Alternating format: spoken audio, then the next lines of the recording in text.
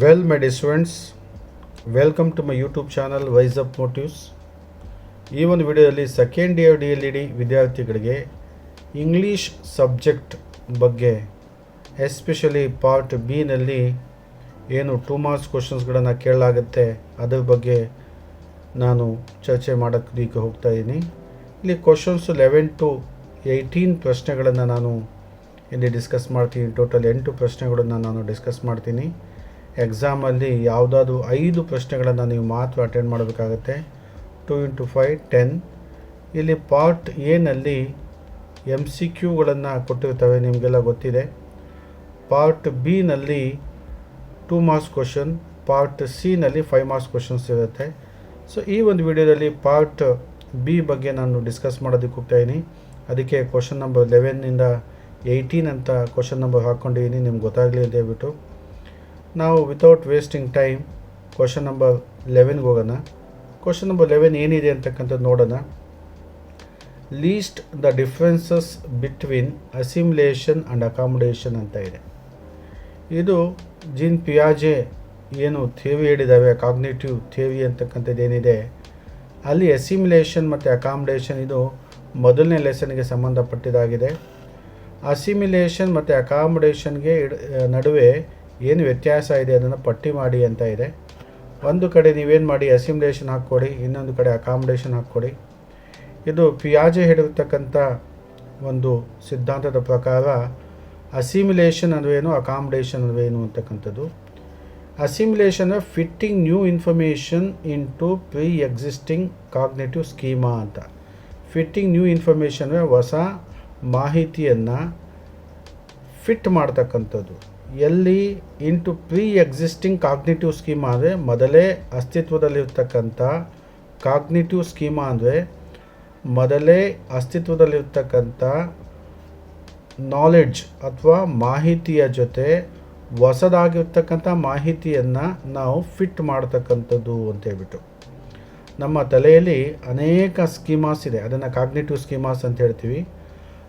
ಆ ಸ್ಕೀಮಾಸ್ ಜೊತೆ ಹೊಸ ಮಾಹಿತಿಯನ್ನು ಫಿಟ್ ಮಾಡ್ತಕ್ಕಂಥದ್ದು, ಅದನ್ನು ಅಸಿಮ್ಯುಲೇಷನ್ ಅಂತ ಹೇಳ್ತೀವಿ. ಅಕಾಮಡೇಷನ್ ಅಂದರೆ ಅದಕ್ಕೆ ಸ್ವಲ್ಪ ವ್ಯತ್ಯಾಸ ಆಗುತ್ತೆ. ಇಲ್ಲಿದೆ ನೋಡಿ answer. Altering pre existing schema to adjust to new information ಅಂತ. ಇಲ್ಲಿ ಹೊಸ ಮಾಹಿತಿಯನ್ನು ಹಳೆ ಮಾಹಿತಿ ಜೊತೆ ಅಂದರೆ ಈಗಾಗಲೇ ಅಸ್ತಿತ್ವದಲ್ಲಿರ್ತಕ್ಕಂಥ ಮಾಹಿತಿಯ ಜೊತೆ ಫಿಟ್ ಮಾಡೋದು ಅಸಿಮ್ಯುಲೇಷನ್ ಆಗುತ್ತೆ. ಅಕಾಮಡೇಷನ್ ಅಂದರೆ ಆಲ್ಟರ್ ಮಾಡಬೇಕಾಗತ್ತೆ. ಯಾವುದನ್ನು ಪ್ರೀ ಎಕ್ಸಿಸ್ಟಿಂಗ್ ಈಗಾಗಲೇ ಅಸ್ತಿತ್ವದಲ್ಲಿರ್ತಕ್ಕಂಥ ಮಾಹಿತಿಯನ್ನು ಆಲ್ಟರ್ ಮಾಡಬೇಕಾಗತ್ತೆ, ಬದಲಾಯಿಸಬೇಕಾಗತ್ತೆ. ಏನಕ್ಕೆ ಅಂದರೆ ಹೊಸ ಮಾಹಿತಿಯನ್ನು ಅಲ್ಲಿ ಇಡೋದಕ್ಕೆ. ತಲೆಯಲ್ಲಿರ್ತಕ್ಕಂಥ ಹಳೆಯ ಮಾಹಿತಿಯನ್ನು ತೆಗೆದು ಹೊಸ ಮಾಹಿತಿಯನ್ನು ಇಡ್ತಕ್ಕಂಥದ್ದು ಏನಾಗುತ್ತೆ, ಅಕಾಮಡೇಷನ್ ಆಗುತ್ತೆ. ಇಲ್ಲಿ ತಲೆಯಲ್ಲಿ ಅನೇಕ ಇನ್ಫಾರ್ಮೇಷನ್ ಇದೆ, ಆ ಇನ್ಫಾರ್ಮೇಷನ್ ಜೊತೆ ಇನ್ನೊಂದು ಇನ್ಫಾರ್ಮೇಷನ್ ಇಡ್ತಕ್ಕಂಥದ್ದು ಅಸಿಮ್ಯುಲೇಷನ್. ಅಕಾಮಡೇಷನ್ ಅಂತ ಹೇಳಿದ್ರೆ ತಲೆಯಲ್ಲಿರ್ತಕ್ಕಂಥ ಹಳೆಯ ಮಾಹಿತಿಯನ್ನು ತೆಗೆದು ಹೊಸ ಮಾಹಿತಿಯನ್ನು ನಾವು ಇಡ್ತಕ್ಕಂಥದ್ದು, ಅಡ್ಜಸ್ಟ್ ಮಾಡ್ತಕ್ಕಂಥದ್ದಾಗುತ್ತೆ. ಇದು ಮೊದಲನೇ ವ್ಯತ್ಯಾಸ. ಸೆಕೆಂಡ್ ಒನ್ ಅಸಿಮ್ಯುಲೇಷನ್ ಅಂದರೆ the existing schema is use to understand new information ಅಂತ. ಈಗಾಗಲೇ ಅಸ್ತಿತ್ವದಲ್ಲಿರ್ತಕ್ಕಂಥ ಮಾಹಿತಿಯನ್ನು ಹೊಸದಾಗಿರ್ತಕ್ಕಂಥ ಮಾಹಿತಿಯನ್ನು ಅರ್ಥ ಮಾಡಿಕೊಳ್ಳಲು ಬಳಸಲಾಗುತ್ತೆ ಅಂತ. ಅಂದರೆ ಹೊಸದು ಮತ್ತು ಹಳೆಯದು ಜೊತೆಯಲ್ಲೇ ಇರುತ್ತೆ. ಹೊಸ ಮಾಹಿತಿಯನ್ನು ಹಳೆ ಮಾಹಿತಿಯಿಂದ ಅರ್ಥ ಮಾಡಿಕೊಳ್ಳುವುದೇನಾಗುತ್ತೆ, ಅಸಿಮ್ಯುಲೇಷನ್ ಆಗುತ್ತೆ. ಅಕಾಮಡೇಷನ್ ಅಂದಾಗ the existing schema is modified ಆಗುತ್ತೆ ನೋಡಿ. ಈಗಾಗಲೇ ಅಸ್ತಿತ್ವದಲ್ಲಿರ್ತಕ್ಕಂಥ ಮೊದಲೇ ಇರ್ತಕ್ಕಂಥ ಸ್ಕೀಮಾ ಏನಿದೆ, ಮಾಹಿತಿ ಏನಿದೆ, ಅದು ಮಾರ್ಪಾಡಾಗುತ್ತೆ ಅಥವಾ ನ್ಯೂ ಸ್ಕೀಮಾ ಏನಾಗುತ್ತೆ, ಕ್ರಿಯೇಟ್ ಆಗುತ್ತೆ. ಹೊಸದಾಗಿರ್ತಕ್ಕಂಥ ಒಂದು ಮಾಹಿತಿ ತಲೆಯ ಒಳಗೆ ಏನಾಗುತ್ತೆ, ಕ್ರಿಯೇಟ್ ಆಗುತ್ತೆ ಅಂತಕ್ಕಂಥದ್ದನ್ನು ಅಕಾಮಡೇಷನ್ ಹೇಳುತ್ತೆ. ಈ ಎರಡು ವ್ಯತ್ಯಾಸಗಳನ್ನು ನೀವು ಏನು ಮಾಡಬೇಕಾಗುತ್ತೆ, ತಿಳ್ಕೊಬೇಕಾಗುತ್ತೆ. ತಿಳ್ಕೊಂಡ್ರೆ ನಿಮಗೆ 2 ಅಂಕಗಳು ಇಲ್ಲಿ ಲಭ್ಯ ಆಗುತ್ತೆ. ಕ್ವಶನ್ ನಂಬರ್ 12ಗೆ ಹೋಗೋಣ. ಇಲ್ಲಿ ಭಾಳ ಇಂಪಾರ್ಟೆಂಟ್ ಆಗಿರ್ತಕ್ಕಂಥ ಪ್ರಶ್ನೆ ಇದು. List the faulty reading habits ಅಂತ ಹೇಳ್ಬಿಟ್ಟು. ಫಾಲ್ಟಿ ಅಂದರೆ ದೋಷ, ತಪ್ಪು ಅಂತ ಹೇಳ್ಬಿಟ್ಟು. ಅಂದರೆ ತಪ್ಪು ಓದುವಂತಹ ಹವ್ಯಾಸಗಳು ಯಾವುದು, ತಪ್ಪಾಗಿ ಓದುವಂಥ ಹವ್ಯಾಸಗಳು ಯಾವುದು, ಹ್ಯಾಬಿಟ್ಸ್ ಯಾವುದು, ಅದನ್ನು ಪಟ್ಟಿ ಮಾಡಿ ಅಂತಕ್ಕಂಥ ಪ್ರಶ್ನೆ. ಫಾಲ್ಟಿ ರೀಡಿಂಗ್ ಹ್ಯಾಬಿಟ್ಸ್ ಅಂತಕ್ಕಂಥದ್ದು. ಇಲ್ಲಿ 4 ತಪ್ಪು ಓದುವಂಥ ಹವ್ಯಾಸಗಳಿದೆ, ಹ್ಯಾಬಿಟ್ಗಳಿದೆ. ಅದು ಯಾವ್ದು ಅಂತ ಹೇಳಿದ್ರೆ ರೀಡಿಂಗ್ ವರ್ಡ್ ಬೈ ವರ್ಡ್, ಅಂದರೆ ಪದಗಳನ್ನು ಓದ್ತಕ್ಕಂಥ ಪದಗಳು ಮತ್ತು ಎಲ್ಲ ಪದಗಳನ್ನು ಗಟ್ಟಿಯಾಗಿ ಒಂದು ಪದ ಆದಮೇಲೆ ಇನ್ನೊಂದು ಪದ ಆದಮೇಲೆ ಮತ್ತೊಂದು ಪದ, ಇದು ಫಾಲ್ಟಿ ರೀಡಿಂಗ್ ಹ್ಯಾಬಿಟ್ ಆಗುತ್ತೆ. ಇದು ತಪ್ಪು ಓದುವಂತಹ ವಿಧಾನ. ಫಿಂಗರ್ ಪಾಯಿಂಟಿಂಗ್, ನಾವು ಓದಬೇಕಾದ್ರೆ ಅನೇಕ ವಿದ್ಯಾರ್ಥಿಗಳೇನು ಮಾಡ್ತವೆ, ಫಿಂಗರ್ ಪಾಯಿಂಟಿಂಗ್ ಮಾಡ್ತವೆ. ಆ ಪದಗಳ ಮೇಲೆ ಮತ್ತು ಸೆಂಟೆನ್ಸ್ ಮೇಲೆ, ವಾಕ್ಯಗಳ ಮೇಲೆ ಬೆರಳುಗಳನ್ನು ಪಾಯಿಂಟ್ ಮಾಡಿಕೊಂಡು ಓದ್ತವೆ. ಅದು ಕೂಡ ತಪ್ಪು ವಿಧಾನ. ವೋಕಲೈಸೇಷನ್ ಆ್ಯಂಡ್ ಸಬ್ ವೋಕಲೈಸೇಷನ್ ಅಂತೇಳಿದ್ರೆ ಕೆಲವು ಏನು ಮಾಡ್ತವೆ, ಬಹಳನೇ ಮನಸ್ಸಲ್ಲಿ ಓದ್ತಾ ಇರ್ತವೆ, ಉಚ್ಚಾರಣೆ ಮಾಡ್ತವೆ, ತುಟಿಗಳು ಅಲ್ಲಾಡ್ತಾ ಇರುತ್ತೆ, ಓದೋ ಹಾಗೆ ಕಾಣುತ್ತೆ, ಆದರೆ ಸೌಂಡ್ ಏನಾಗಲ್ಲ, ಗೊತ್ತೇ ಆಗಲ್ಲ. ಅದನ್ನು ವೋಕಲೈಸೇಷನ್ ಅಥವಾ ಸಬ್ ವೋಕಲೈಸೇಷನ್ ಅಂತೀವಿ. ಅಂದರೆ ಅವು ಮನಸ್ಸಲ್ಲೇ ಮೌನವಾಗಿ ಗಟ್ಟಿಯಾಗಿ ಓದಂಗೆ ಮಾಡ್ತವೆ, ಆದರೆ ಸೌಂಡು ಸ್ಪಷ್ಟವಾಗಿ ಕೇಳೋದಿಲ್ಲ. ಅದಕ್ಕೆ ವೋಕಲೈಸೇಷನ್ ಆ್ಯಂಡ್ ಸಬ್ ವೋಕಲೈಸೇಷನ್ ಅಂತ ಹೇಳ್ತೀವಿ. ರಿಗ್ರೆಷನ್ ಅಂದರೆ ಗೋಯಿಂಗ್ ಬ್ಯಾಕ್ ಅಂತ ಹೇಳ್ಬಿಟ್ಟು ಪ್ರತಿ ಸಾಲು ಓದಬೇಕಾದ್ರೆ ಮತ್ತೆ ಹಿಂದೆ ಹೋಗ್ತಕ್ಕಂಥದ್ದು. For example, Mohan is a good boy ಅಂತ ಸೆಂಟೆನ್ಸ್ ಓದಬೇಕು ಅಂದರೆ ಮೋಹನ್ ಈಸ್ ಗುಡ್ ಹೀಗೆ ಬ್ಯಾಕ್ ಹೋಗ್ತಕ್ಕಂಥದ್ದು, ಪ್ರತಿ ಸತಿ ಬ್ಯಾಕ್ ಹೋಗ್ತಕ್ಕಂಥದ್ದಕ್ಕೆ ರಿಗ್ರೆಷನ್ ಅಂತ ಹೇಳ್ತೀವಿ. ಇದು ಕೂಡ ಏನಾಗುತ್ತೆ, ಫಾಲ್ಟಿ ರೀಡಿಂಗ್ ಹ್ಯಾಬಿಟ್ಸ್ ಆಗುತ್ತೆ. ಸೊ ಇಷ್ಟು ನೀವು 4 ಪಾಯಿಂಟ್ಗಳನ್ನು ನೆನಪಲ್ಲಿ ಇಟ್ಕೊಂಡು ನೀವೇನಾದರೂ ಅಟೆಂಡ್ ಮಾಡಿದ್ದೆ ಆದಲ್ಲಿ ನಿಮಗೆ 2 ಅಂಕಗಳು ಸಿಗುತ್ತೆ ಈ ಪ್ರಶ್ನೆ ಬಂದಲ್ಲಿ. ಕ್ವಶನ್ 13 ಹೋಗೋಣ. Writing is A developmental process, list the steps ಅಂತ ಇದೆ. ಬರವಣಿಗೆ ಅಂತಕ್ಕಂಥದ್ದು ಒಂದು ಡೆವಲಪ್ಮೆಂಟ್ ಪ್ರೋಸೆಸ್ಸು, ಅಥವಾ ಸ್ಟೆಪ್ಸ್ ಏನು ಅಂತ ಕೊಟ್ಟಿದ್ದಾವೆ. ಸೊ ಇದು ಬಹಳ ಇಂಪಾರ್ಟೆಂಟ್ ಆಗಿರ್ತಕ್ಕಂಥ ಪ್ರಶ್ನೆ, ಅನೇಕ ಬಾರಿ ಇದನ್ನು ಎಕ್ಸಾಮಲ್ಲಿ ಕೇಳಲಾಗಿದೆ. The steps involved in developmental process of writing, ಇದು ಸೆಕೆಂಡ್ ಚಾಪ್ಟರ್ಗೆ ಸಂಬಂಧಪಟ್ಟಿದ್ದು. ಯಾವ ಸ್ಟೆಪ್ಸ್ಗಳು ಇನ್ವಾಲ್ವ್ ಆಗಿದೆ ಡೆವಲಪ್ಮೆಂಟಲ್ ಪ್ರೋಸೆಸ್ ಆಫ್ ರೈಟಿಂಗಲ್ಲಿ ಅಂತಕ್ಕಂಥ. ಒಂದು ರೈಟಿಂಗ್ ಬರವಣಿಗೆ ಆಗಬೇಕು ಅಂದರೆ ಏನೆಲ್ಲ ಸ್ಟೆಪ್ಸ್ಗಳು ಬೇಕಾಗುತ್ತೆ ಅಂತಕ್ಕಂಥದ್ದು.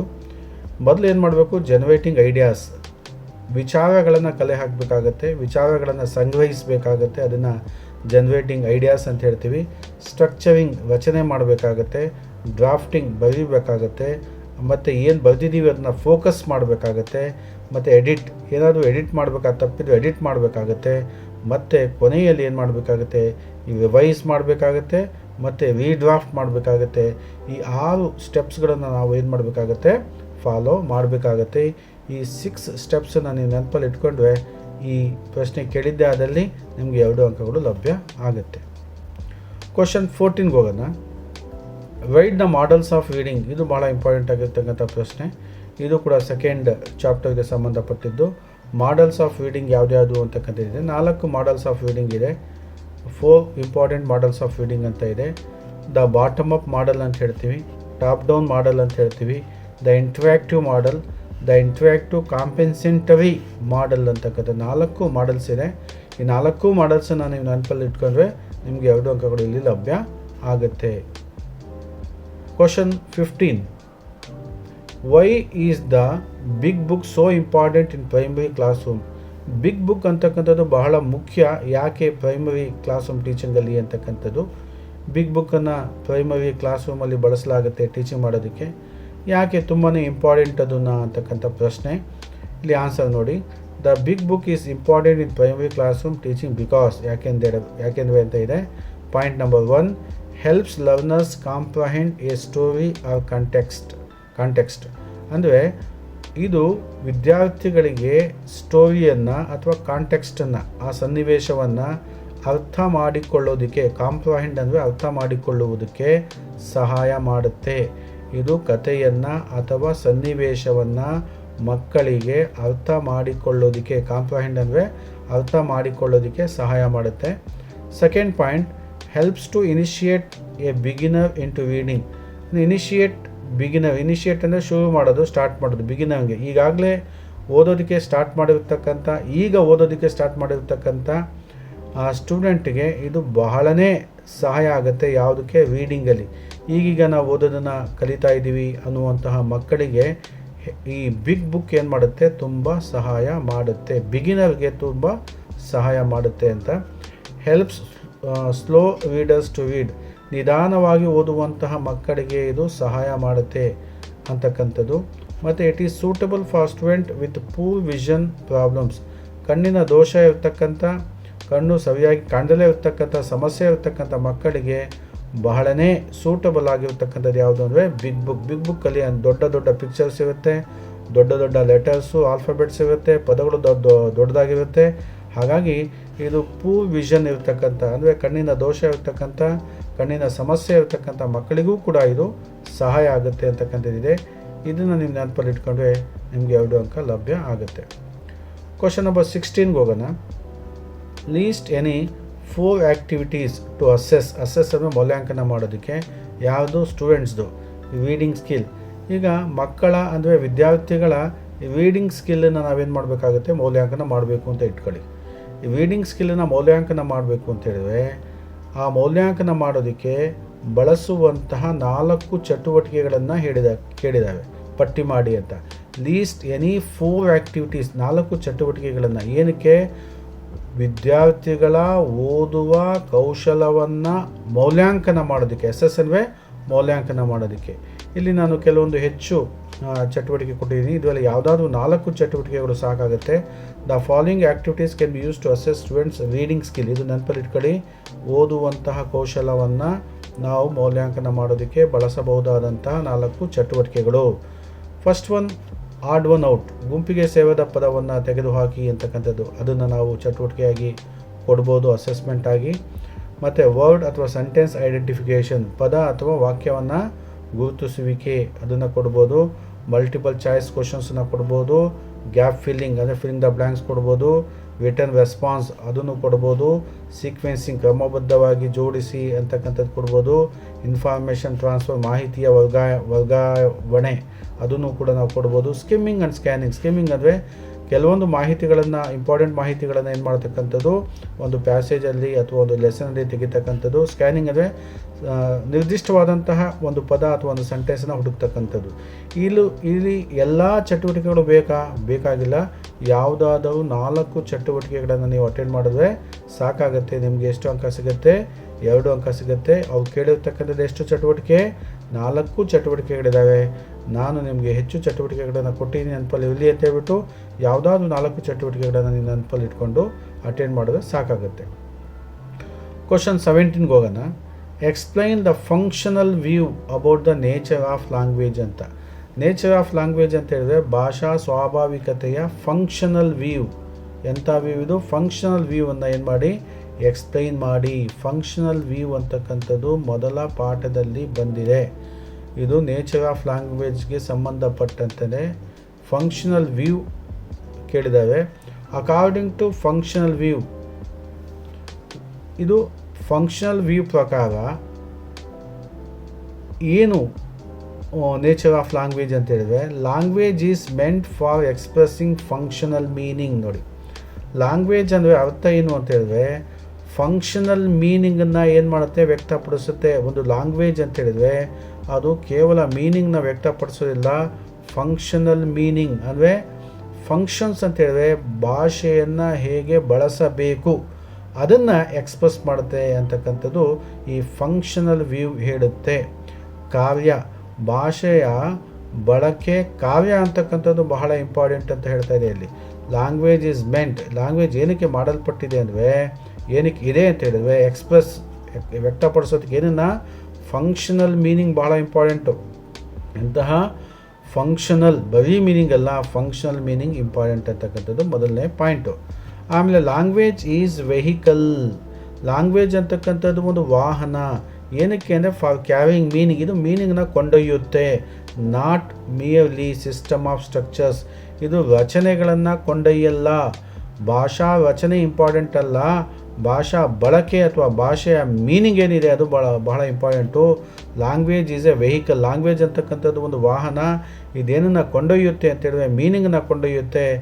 Not merely system of structure, ಕೇವಲ ರಚನೆಗಳನ್ನು ಕೊಂಡೊಯ್ಯಲ್ಲ. ಇದು ಸಿಸ್ಟಮ್ ಆಫ್ ಸ್ಟ್ರಕ್ಚರ್ ಅಲ್ಲ, ಇದು ಒಂದು ವೆಹಿಕಲ್ಲು. ಇದು ಮೀನಿಂಗನ್ನು ಏನು ಮಾಡುತ್ತೆ, ಒಬ್ಬನಿಂದ ಮತ್ತೊಬ್ಬನಿಗೆ ಕೊಂಡೊಯ್ಯುತ್ತೆ ಅಂತಕ್ಕಂಥ ಮಾತನ್ನು ಫಂಕ್ಷನಲ್ ವ್ಯೂ ಹೇಳುತ್ತೆ. ಥರ್ಡ್ ಪಾಯಿಂಟ್ ಬರೋಣ. It is not enough for child to write only grammatically correct sentences ಅಂತ ಹೇಳುತ್ತೆ.